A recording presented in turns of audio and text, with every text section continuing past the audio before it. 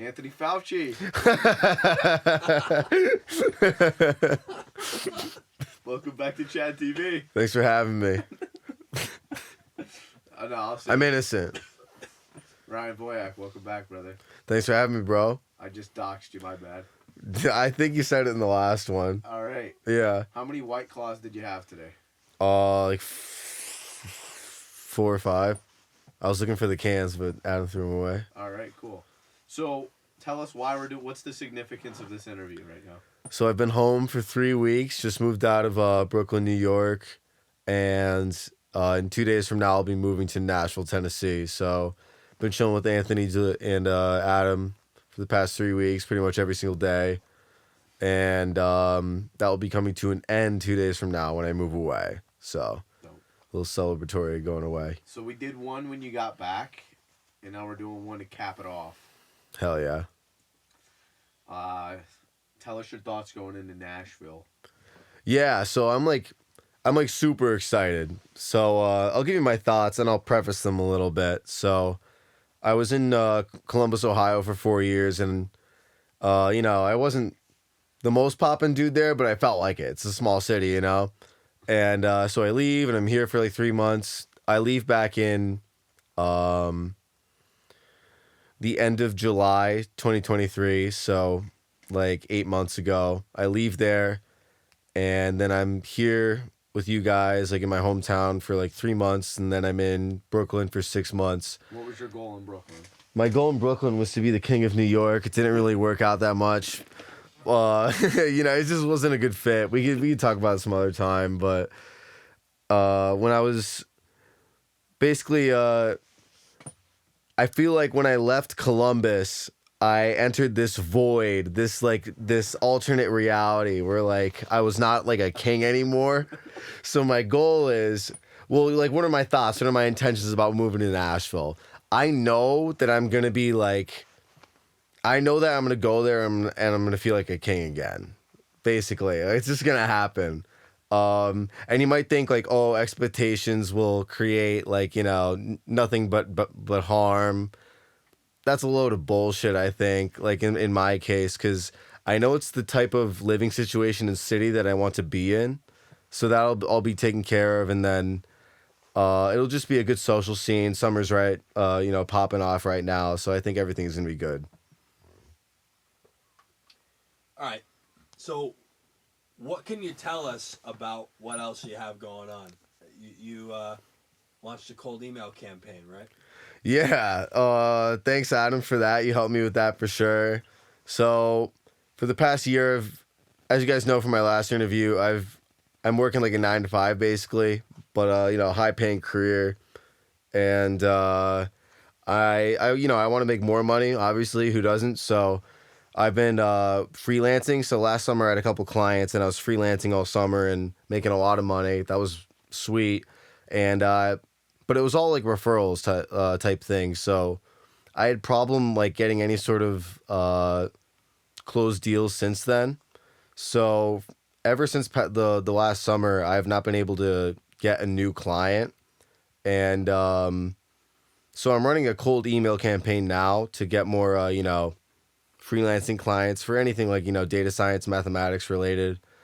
But the big thing that I went through was back in earlier, maybe like 3 months ago, I had been trying so hard to no avail to like break through in this business realm.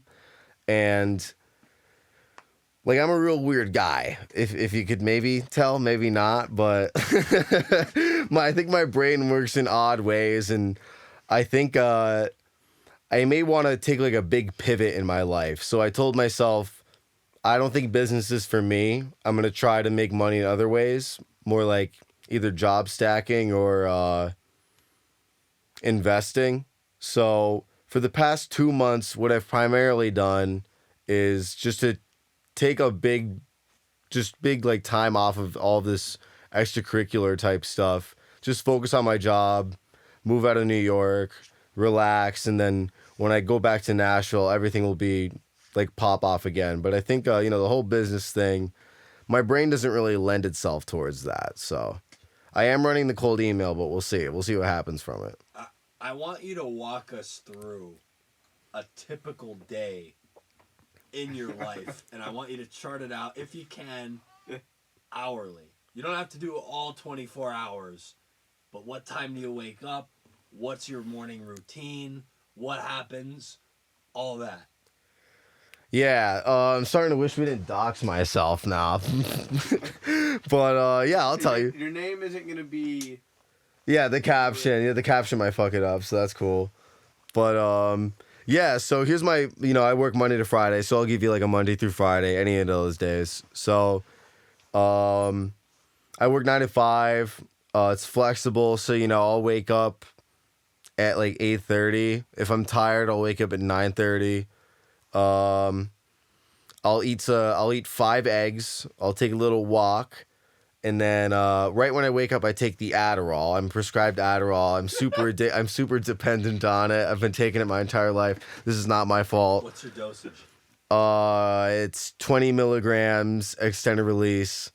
I could talk about Adderall forever. Could you tell us a little bit about.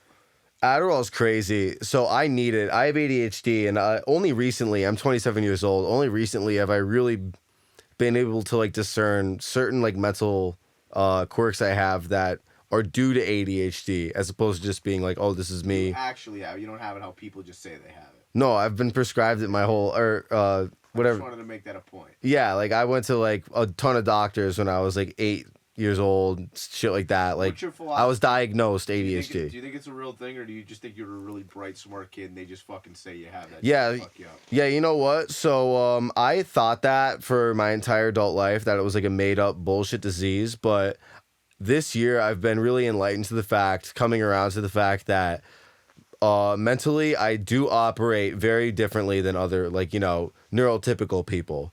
So, and that's what they call them.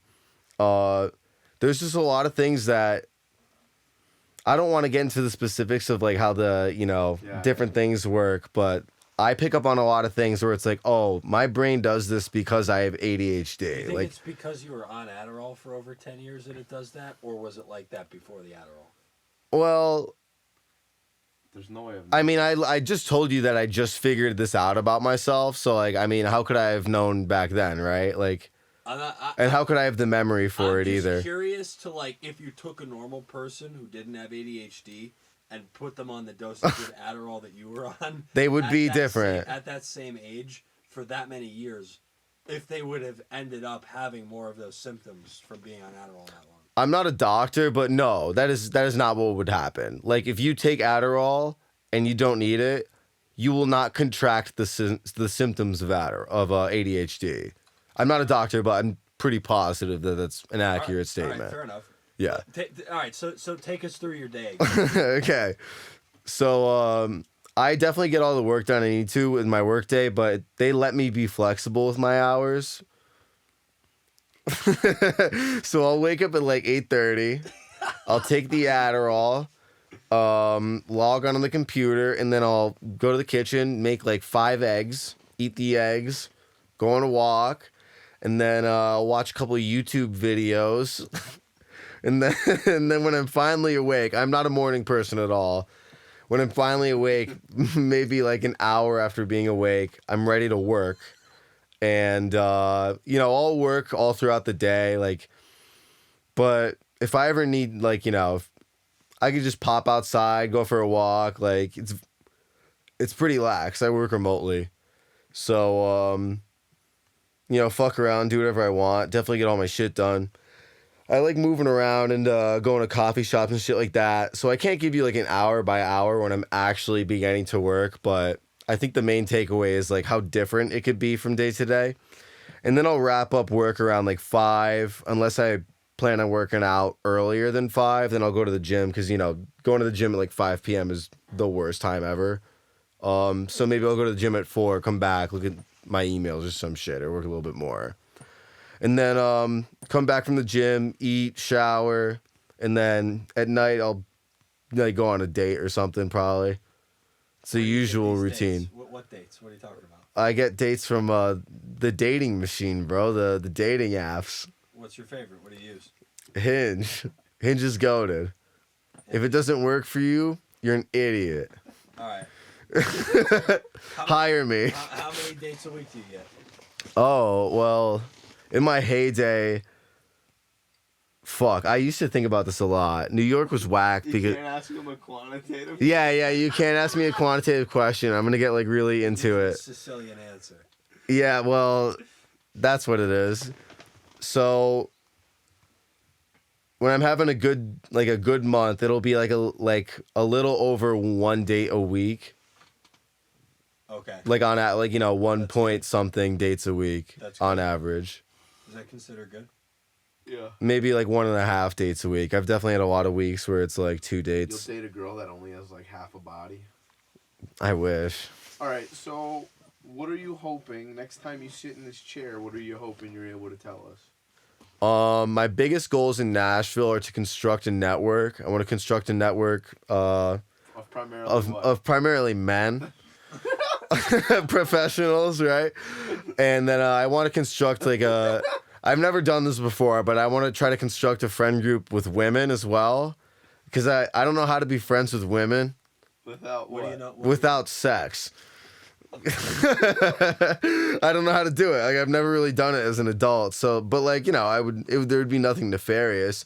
I would just it would be good for it'd be good for a social circle, dating and stuff like that, and just have friends. Just always good to have more friends.